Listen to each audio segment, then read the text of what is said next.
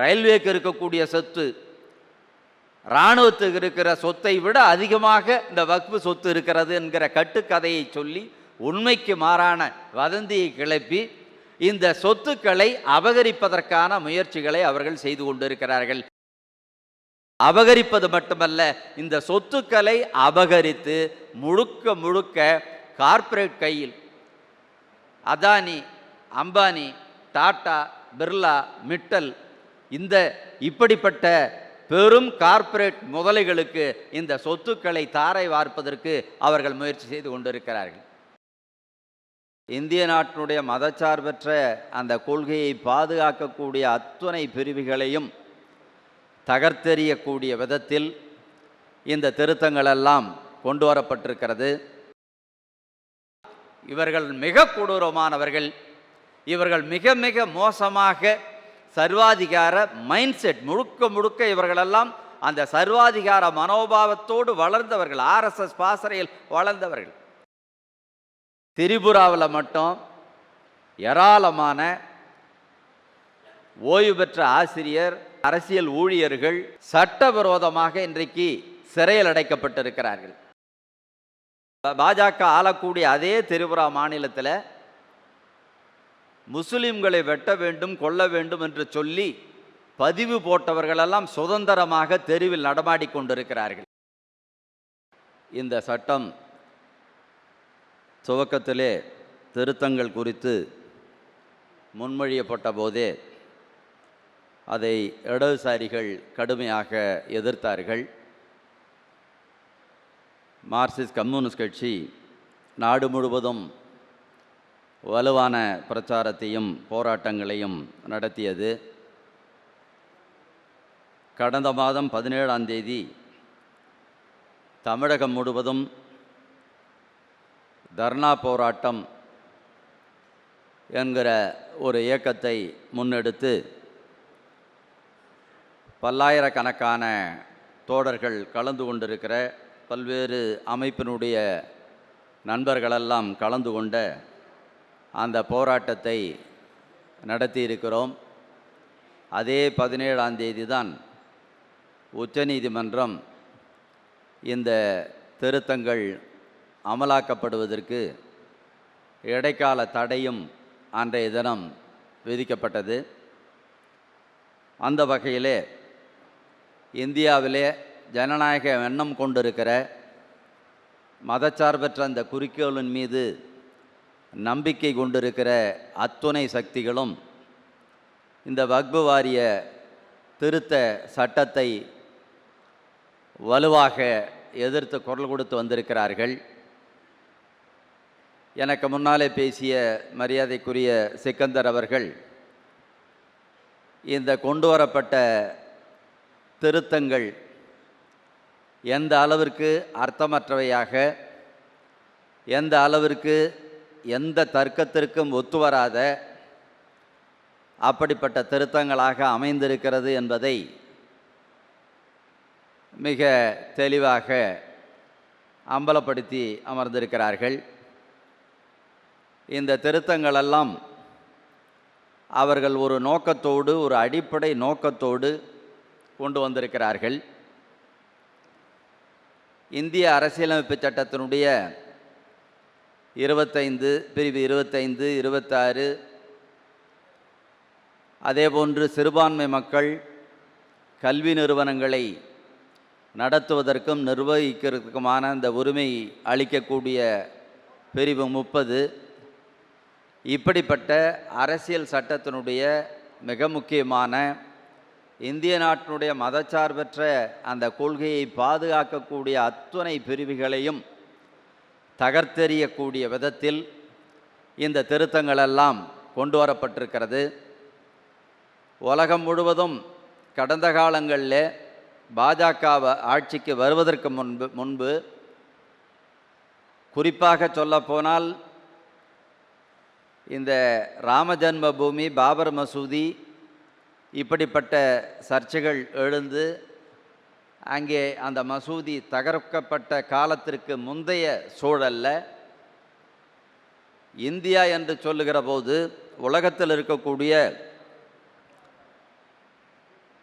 ஜனநாயக எண்ணம் கொண்டவர்கள் அனைவரும் இந்த நாட்டை பார்த்து அதிசயப்படுவார்கள்.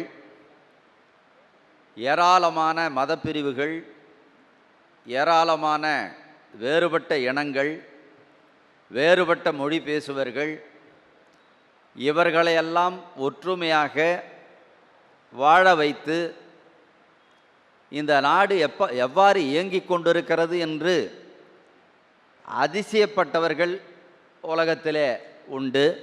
ஏஎல் பாஷம் என்று சொல்லக்கூடிய ஒரு மூத்த, கடந்த தலைமுறைக்கெல்லாம் தெரிந்த ஒரு வரலாற்று பேராசிரியர் ஒரு நூலையே எழுதியிருக்கிறார் இந்திய வரலாறு பற்றி. அதனுடைய தலைப்பே நீங்கள் பார்த்தீங்கன்னா தி ஒண்டர் தட் வாஸ் இந்தியா அப்படிங்கிற தலைப்பு. இந்தியா என்கிற அதிசயம் என்பது தான் அந்த நூலினுடைய தலைப்பு, வரலாற்று நூல். அந்த தலைப்பு எடுத்துரைக்கக்கூடிய ஒரு விஷயம், ஒரு உண்மை, இந்தியா பன்முகத்தன்மை கொண்டிருக்கக்கூடிய நாடு, பன்முக கலாச்சாரம் கொண்டிருக்கக்கூடிய நாடு. ஆனால் மக்கள் பல்வேறு பிரச்சனைகள் இருந்தாலும் கூட ஓவராலாக எடுத்து பார்க்கிற போது ஒற்றுமையாக வாழ்ந்து கொண்டிருக்கிறார்கள் என்கிற அந்த விஷயமே மிகவும் அதிசயமான, ஆச்சரியப்படத்தக்க, பாராட்டத்தக்க, இந்தியாவினுடைய ஒரு மிகச்சிறந்த மாண்பாக உலகம் முழுவதும் பார்க்கப்பட்டது. ஆனால் அதையெல்லாம் உருக்குலைக்கக்கூடிய விதத்தில் இன்றைக்கு ஆர்எஸ்எஸ் சங் பரிவாரங்கள் செயல்பட்டு கொண்டிருக்கிறார்கள். ஆர்எஸ்எஸ்னுடைய அரசியல் பிரிவாக செயல்பட்டு கொண்டிருக்கிற பாரதிய ஜனதா கட்சி தனக்கு கிடைத்திருக்கிற அதிகாரத்தை பயன்படுத்தி தி ஒண்டர் தட் வாஸ் இந்தியா என்று சொல்லக்கூடிய அந்த இந்தியாவினுடைய அடிப்படையே, அரசியலமைப்பு சட்டத்தையே தகர்க்கக்கூடிய அப்படிப்பட்ட நடவடிக்கைகள் இன்றைக்கு எடுத்துக்கொண்டிருக்கிறார்கள். மத சுதந்திரம், மத வழிபாட்டு உரிமை, வழிபாட்டு நிறுவனங்களை நடத்துகிற அந்த உரிமை அத்துணையும் அவையெல்லாம் வெறும் எழுத்துக்கள் அல்ல. இந்திய அரசியலமைப்பு சட்டத்தில் எழுதப்பட்ட வரிகள், அவையெல்லாம் வரிகளோ எழுத்துக்களோ அல்ல. இந்தியாவை ஒரு ஒன்றுபட்ட இந்தியாவாக பாதுகாக்கிற கவசங்களாக அந்த ஷரத்துக்கள், அந்த பிரிவுகள் அமைந்திருக்கிறது. அதை இன்றைக்கு அவர்கள் தகர்த்தெறிந்திருக்கிறார்கள். எனவே இன்றைக்கு அரசியலமைப்பு சட்டம் பெரும் ஆபத்துக்கு உள்ளாகி இருக்கக்கூடிய சூழலில் அடுக்கடுக்காக இந்த தாக்குதல் வந்திருக்கக்கூடிய நிலையில்தான் இந்த பிரச்சனையை நாம் எதிர்நோக்கி கொண்டிருக்கிறோம். எனக்கு முன்னாலே தோழர் உதயகுமார் பேசுகிற போது கூட சொன்னார், மிக அநீதியான இந்த திருத்தங்கள். உண்மையில் சொல்லப்போனால் இது சொத்து அபகரிக்கிற வழிப்பறி கொள்ளையாக கொண்டு வரப்பட்டிருக்கக்கூடிய இந்த திருத்தங்கள். ஆனால் இதை எதிர்ப்பது இஸ்லாமியர்கள் தானே, ஏன் இந்துக்கள் எதிர்க்க மாட்டேங்கிறாங்க அப்படின்னா எங்களை பார்த்து, தமிழக மக்கள் ஒற்றுமை மேடையை பார்த்து இஸ்லாமிய நண்பர்கள் கேள்வி எழுப்புகிறார்கள் என்பதெல்லாம் குறிப்பிட்டார்கள். அது ஒரு வகையில் உண்மைதான், ஆனால் முழு உண்மை அல்ல. இந்து ராஷ்டிரத்தை அமைப்போம் என்று சொல்லி மிக மோசமான ஒரு சர்வாதிகார, எதேச்சதிகார ஒரு நாட்டை, ஒரு பாசிச நாட்டை உருவாக்குவதற்கான முயற்சியை அவர்கள் செய்து கொண்டிருக்கிறார்கள். ஒரு பாசிச சர்வாதிகார நாடாக இந்தியாவை மாற்றோம் என்று வெளிப்படையாக சொல்ல முடியாது. ஆனால் அவர்கள் இந்து ராஷ்டிரம் என்று சொல்லுவதுங்கிறது முழுக்க முழுக்க ஒரு பாசிச அரசாங்கம், பாசிச அரசு செயல்படுகிற அப்படிப்பட்ட ஒரு செட்டப்பை தான் அவங்க ஏற்படுத்த விரும்புகிறார்கள்.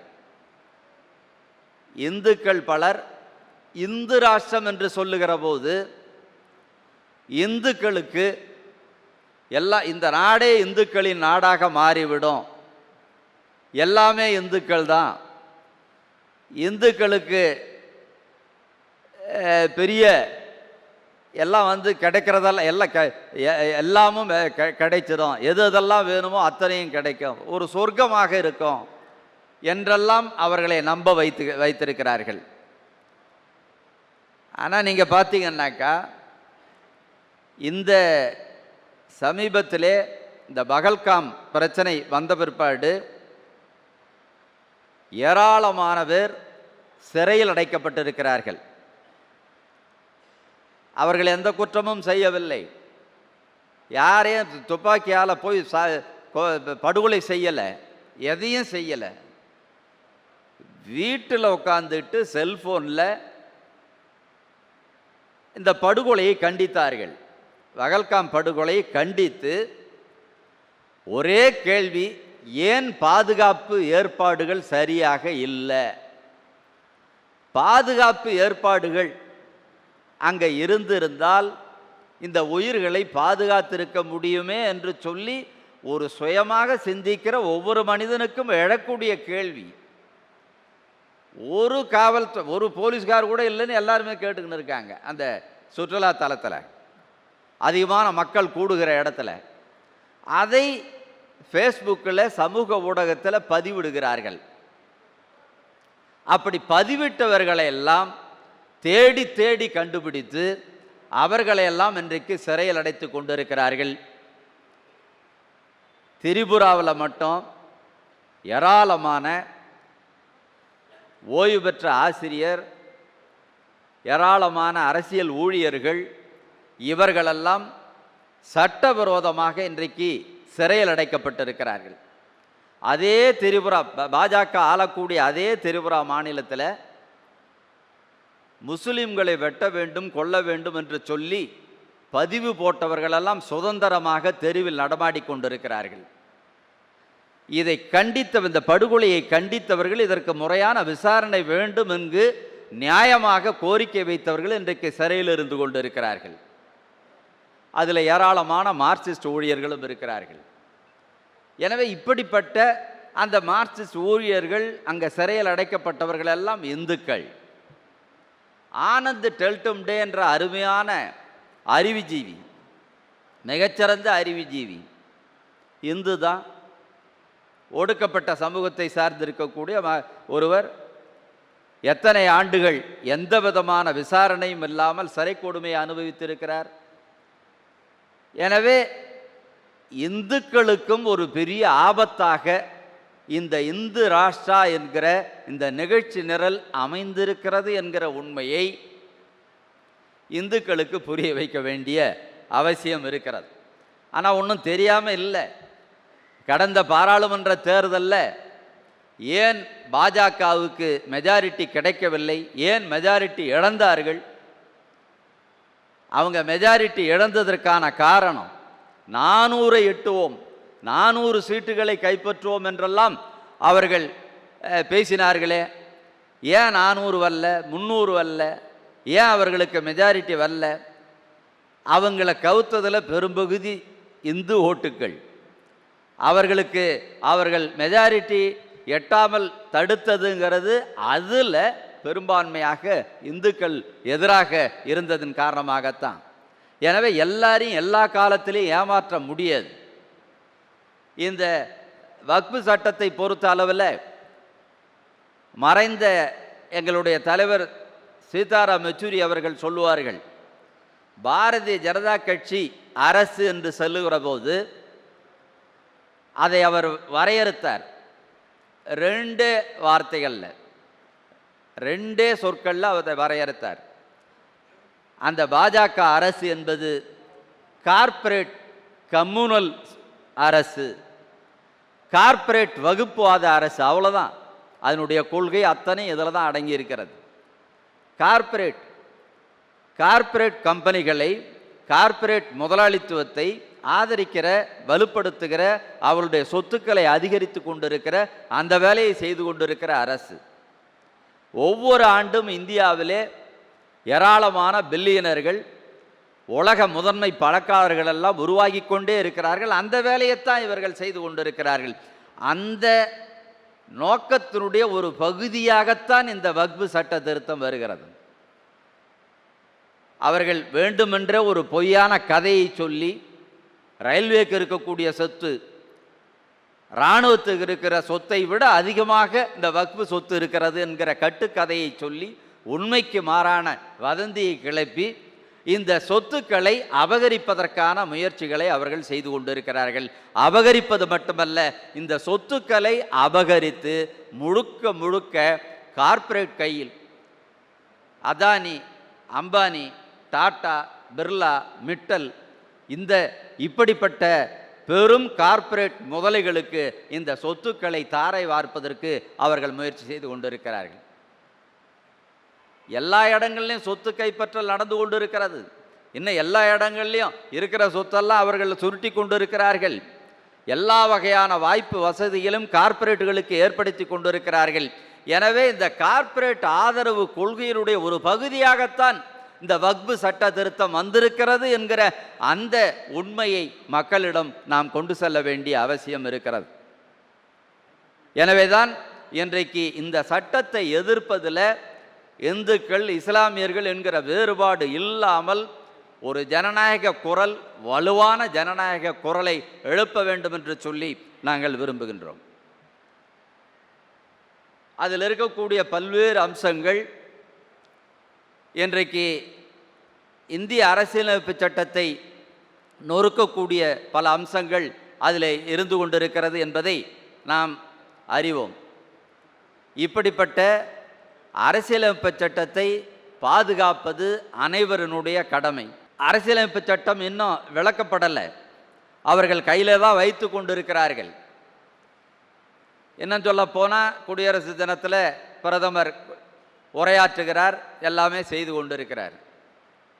அவர்களுடைய சூழ்ச்சி என்னன்னாக்கா, கடந்த காலங்களில் ஜெர்மனியில், இத்தாலியில் பாசிச சர்வாதிகாரிகள் வருகிற போது, ஆட்சிக்கு வருகிற போது ஏற்கனவே இருந்த அந்த சட்டத்தை எல்லாம் தூக்கி எறிந்து அவர்கள் அவங்க இஷ்டப்படி ஆட்சியை நடத்தினார்கள். ஒரு கொடூர ஆட்சி, மிருகத்தனமான ஆட்சி, பாசிச ஆட்சியை இத்தாலியிலையும் ஜெர்மனியிலையும் முசோலினியும் ஹிட்லரும் அங்கே ஆட்சி நடத்தினார்கள். பாசிச ஆட்சி. இருக்கிற சட்டங்களை அழித்தார்கள், ஒழித்தார்கள்.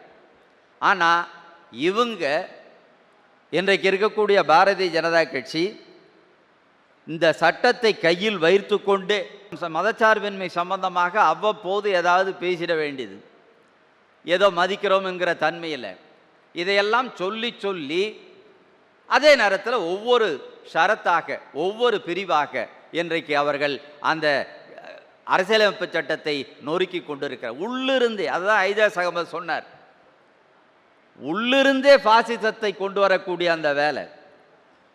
இது முசோலினியும் ஹிட்லரும் நேரடியாக அந்த சட்டங்களை, ஜனநாயக சட்டங்களை அழித்தார்கள். ஆனால் இவர்கள் இந்த சட்டங்களையும் கையில் வைத்து கொண்டு உள்ளிருந்தே அதையெல்லாம் அழிக்கிற வேலையை செய்கிறார்கள் என்று சொல்லுகிற போது, உண்மையில் சொல்ல போனால் இவர்கள் மிக கொடூரமானவர்கள். இவர்கள் மிக மிக மோசமாக சர்வாதிகார மைண்ட் செட், முழுக்க முழுக்க இவர்களெல்லாம் அந்த சர்வாதிகார மனோபாவத்தோடு வளர்ந்தவர்கள், ஆர்எஸ்எஸ் பாசறையில் வளர்ந்தவர்கள். எனவே இன்றைக்கு நாம் எதிர்நோக்கக்கூடிய இந்த ஆபத்து என்பது மிக முக்கியமான, நாம் அனைவரும் ஒன்று கொள்ள வேண்டிய ஆபத்து. எனவே தான் மற்றொரு ஆலோசனையும் உங்களுக்கு அனைவருக்கும் தெரியும், நான் சொல்ல வேண்டிய அவசியம் இருக்கிறது.